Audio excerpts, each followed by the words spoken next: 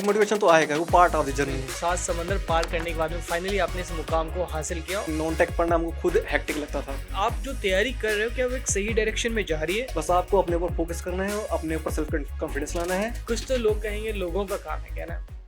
Hello guys, स्वागत है आपका सभी का इंजीनियर्स अड्डा 24/7 में। तो कहते हैं कि प्रत्यक्ष को प्रमाण की जरूरत नहीं होती है, तो आज हम आपको ऐसी एक शख्सियत से मिलवाने वाले हैं जिन्होंने अपने ही दम पे एक छोटे से शहर से रह के खुद के दम पे पढ़ाई की, परिवार की स्थितियों को आज बदल डाला। एसएससी में सिलेक्ट तो बहुत लोग होते हैं, लेकिन एमईएस और सीपीडब्ल्यू जैसी पोस्ट को हासिल करना एक बड़ी बात होती है ना। जैसे यहाँ पे भाई कल यूपीएससी की तैयारी तो सभी करते हैं, लेकिन बात तो तब है ना जब आईएएस या आईपीएस बन जाओ, है ना। तो ऐसे ही सक्सेस से मिलवाते हैं आज हम आपको मोहम्मद अरमान से। मोहम्मद अरमान, आपका स्वागत है इंजीनियर्स अड्डा 24/7 में। Thank you sir.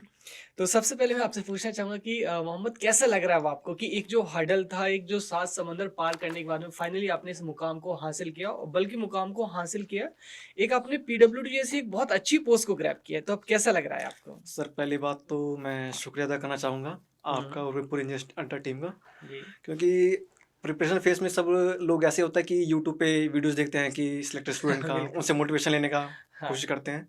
तो वही स्थिति आज हमारे सामने भी है कि हम भी कुछ अपने विचार आपके समक्ष रखें आपके बिल्कुल। माध्यम से, बिल्कुल। और आने वाले जो बच्चे हैं, एस्पिरेंट्स हैं, उनको कुछ गाइडेंस मिल सके तो हमारे लिए बहुत बड़ी अच्छी बात है। Okay. और जाहिर सी बात है, आप सिलेक्शन होने के बाद अगर आप अपने ड्रीम डिपार्टमेंट में आ रहे हैं तो आपको लाइफ टाइम सेटिस्फेक्शन तो मिलता ही है, ये जाहिर सी बिल्कुल बात है। बिल्कुल।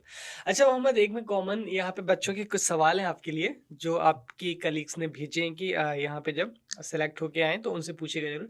लेकिन सबसे पहले क्वेश्चन पूछना चाहूंगा कि जैसे लोग बड़ी फिक्र करते हैं कि 4 लोग क्या कहेंगे, तो पहले और अब में क्या डिफरेंस आया? जो रिश्तेदार सो कॉल्ड, मतलब 4 लोग हमारे पड़ोसी होते हैं, रिश्तेदार होते हैं, जो अभी टोंट करते ही रहते होंगे आपको कि अभी तक पढ़ाई कर रहे हो, कुछ कर क्यों नहीं लेते, प्राइवेट जॉब क्यों नहीं कर लेते, तो अब सबकी जो मेंटेलिटी किस तरीके से चेंज हुई? सर वो तो एक नॉर्मल सी बात है, वो अगर आप प्रिपरेशन कर रहे हैं, एस्पिरेंट लाइफ जी रहे हैं, तो आपको चीज़ फेस करनी पड़ेगी, आपको अब उसको अवॉइड कर नहीं सकते। बस आपको अपने ऊपर फोकस करना है और अपने ऊपर सेल्फ कॉन्फिडेंस लाना है। आपको अपनी प्रिपरेशन जारी करनी है और मतलब निगेटिविटी को आप पूरी तरह से अवॉइड करने की कोशिश करिए। बिल्कुल दोस्तों, तो देखिए उन्होंने कि अरमान ने कितने क्लियर शब्दों में बताया है कि कुछ तो लोग कहेंगे लोगों का काम है कहना। अब हम उनका मुंह तो नहीं पकड़ सकते हैं भाई, तो एक कान से सुनो दूसरे से निकाल दीजिएगा। अब यहाँ पे इंपॉर्टेंट क्या है हमारे पास में कि सिर्फ और सिर्फ आपका जो गोल है दोस्तों, अपने गोल पर फोकस कीजिएगा ना, दुनिया जो कहे कहने दीजिएगा ना। यहाँ पे लोगों की जो राय है वो तुरंत बदल जाती है। ओके अरमान, आपके कलीग्स के कुछ क्वेश्चंस हैं आपके लिए। सबसे ज्यादा यहाँ पे एसएससी के स्टूडेंट्स को प्रॉब्लम होती है कि टेक्निकल और नॉन टेक्निकल को कैसे बैलेंस करें, क्योंकि अब जैसे आपने डिप्लोमा किया है, फिर इंजीनियरिंग किया, आपने बी टेक किया है, तो इंजीनियरिंग का मतलब आपको बड़ा अच्छा सा नॉलेज है कि हाँ हमें पढ़ने में अच्छा भी लगता है, लेकिन नॉन टेक खास करके बायोलॉजी, पीसीएम और ज्योग्राफी, ये सब कैसे मतलब किस तरीके से जो हमारे एस्पिरेंट्स हैं यहाँ पे टेक्निकल और नॉन टेक्निकल को बैलेंस करें, क्योंकि प्रीलिम्स बहुत इंपॉर्टेंट होता है और 100 नंबर टेक्निकल के होते हैं, 100 ही आपके नॉन टेक के होते हैं। सर जो प्रॉब्लम मैक्सिमम स्टूडेंट के साथ रही थी, वो प्रॉब्लम हमारे साथ भी रही थी, क्योंकि नॉन टेक पढ़ना हमको खुद हेक्टिक लगता था। क्योंकि उसमें अगर आप जितना भी टाइम इन्वेस्ट करते हैं, आपका आउटपुट उसमें कम ही मिलता है। वो ब्रॉड सिलेबस है, उसमें टाइम कंज्यूम होता है। बिल्कुल अगर उतना टाइम आप टेक्निकल पे देंगे तो आप उसमें एज कंपेरिजन ज़्यादा स्कोर कर पाएंगे। बिल्कुल। वो चीज़ हमारे साथ भी थी। हमने टेक्निकल पे ज़्यादा फोकस किया था और टेक्निकल में हमारा स्कोर भी अच्छा आया था। लेकिन नॉन टेक में आपके बस में रीजनिंग है, आप जितने उसे प्रैक्टिस कर लेंगे कम टाइम में आप बढ़िया स्कोर कर सकते हैं उस पर। बिल्कुल और जीके जीएस है, उसमें तमाम सब्जेक्ट्स हैं, जी हिस्ट्री है, पॉलिटी है, इकोनॉमिक्स है, सबके थोड़े थोड़े क्वेश्चन आते हैं। बिल्कुल आपके पास पॉसिबिलिटी कम पड़ जाती है कि आप पूरा कवर कर लें, उसमें से अच्छा स्कोर कर पाएँ। अगर आप नॉन-टेक में एवरेज स्कोर भी कर लेते हैं जीके जीएस में, तो आपके लिए ऑप्टिमम है। बिल्कुल, बहुत सही बताया। अच्छा यहाँ पे अब एक बहुत ही बड़ा क्वेश्चन है मेरे हिसाब से, वैसे सुनने में काफ़ी सिंपल लगता है।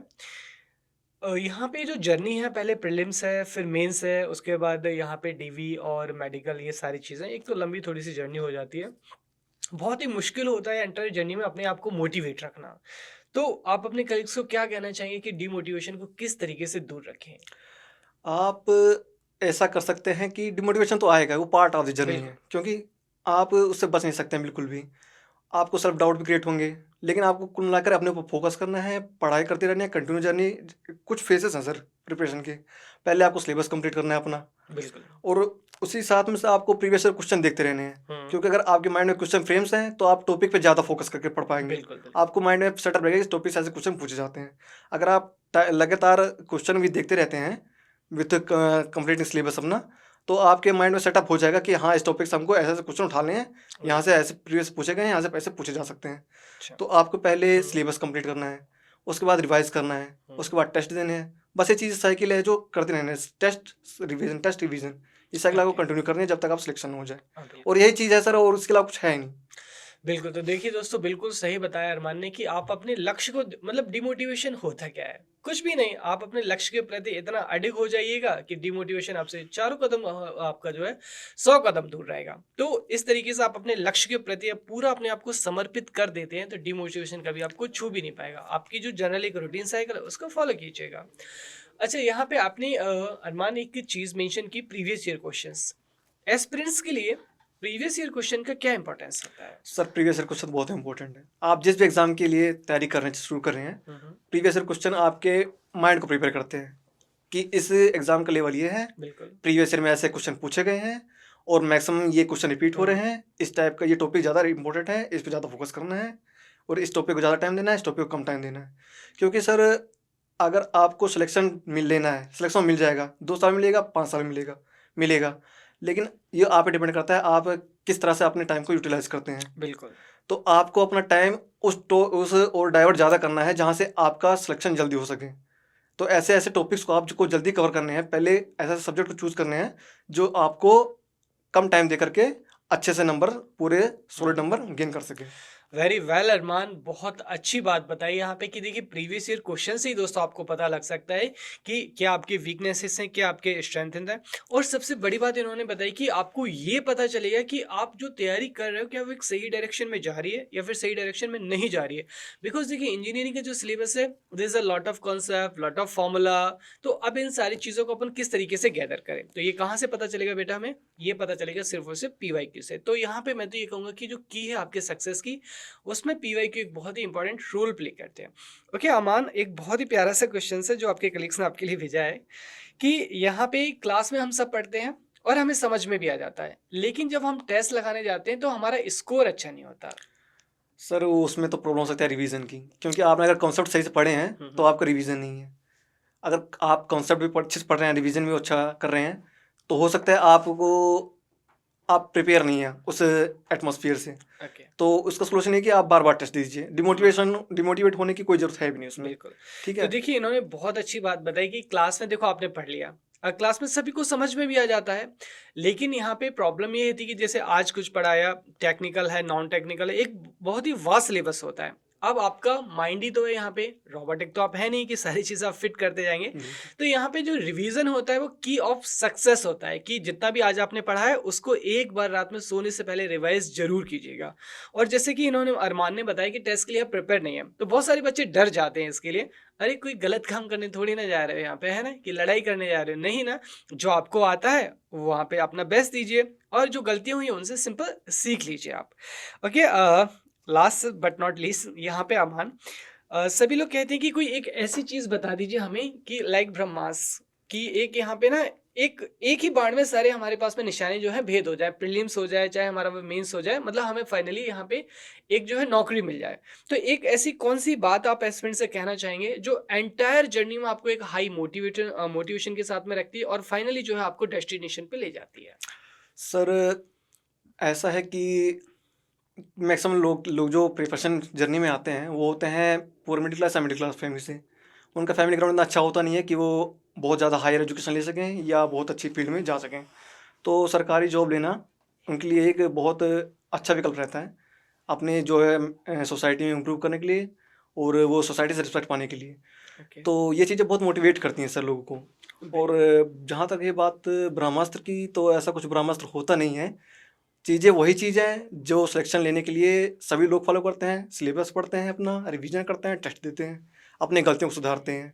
यही चीज़ें हैं, बस इसको रिपीट करना है। मल्टीपल सोर्स आपको लेने नहीं है, लिमिटेड सोर्स लीजिए, उनको मल्टीपल बार पढ़िए। ठीक है, और जो आप पढ़ रहे हैं उस पर कॉन्फिडेंस रखिए। बस इसी चीज़ों को रिपीट करते वेरी रहना है। वेल, मतलब यहाँ पे दिल जीत लिया अरमान, आपने बहुत अच्छी बात कही कि देखिए वही ब्रह्मास्त्र होता है और वही ब्रह्मास्त्र नहीं होता है हमारे पास में। अगर आप निरंतर अपने प्रयासों को जारी रखते हैं तो वही ब्रह्मास्त्र बन जाता है। 1 हफ्ते 2 हफ्ते आपने मेहनत की, उसके बाद फिर अपन बैक टू फुट पे आ गए लौट के, तो फिर वही हमारे पास में ना के बराबर हो जाता है, निरर्थ हो जाता है हमारे पास में। अरमान, एक बहुत ही थोड़ा-सा यहाँ पे सेंटिमेंट्स वाला क्वेश्चन है कि हम सबकी लाइफ में मम्मी-पापा का एक बहुत ही इम्पोर्टेंट रोल होता है। आपकी लाइफ में क्या रोल रहा मम्मी-पापा का? किस तरीके से उन्होंने आपको मोटिवेट किया, समझाया? क्योंकि वही हमारे लाइफ के रियल हीरोज़ होते हैं। तो किस तरीके से उन्होंने आपको पूरे एंटायर जर्नी में आपको मोटिवेट किया? सर, ऐसा होता है कि जब आप घर छोड़ के प्रिपरेशन करने के लिए निकलते हैं, तो शायद किसी को आपके ऊपर विश्वास होता होगा कि लड़का कर पाएगा या नहीं कर बिल्कुल, पाएगा। बिल्कुल, लेकिन 2 लोग ऐसे होते हैं दुनिया में कि वो कभी आपके ऊपर डाउट नहीं करेंगे। एक आपकी बिल्कुल, मम्मी, एक आपके पापा। बिल्कुल, सबसे ज़्यादा कॉन्फिडेंस दुनिया में अगर किसी को है तो उन्हीं को होता है। बिल्कुल। तो बस आपको कोशिश करनी है कि आप इतनी मेहनत करें कि आपको मम्मी-पापा का कॉन्फिडेंस आपसे हट ना पाए। ओके।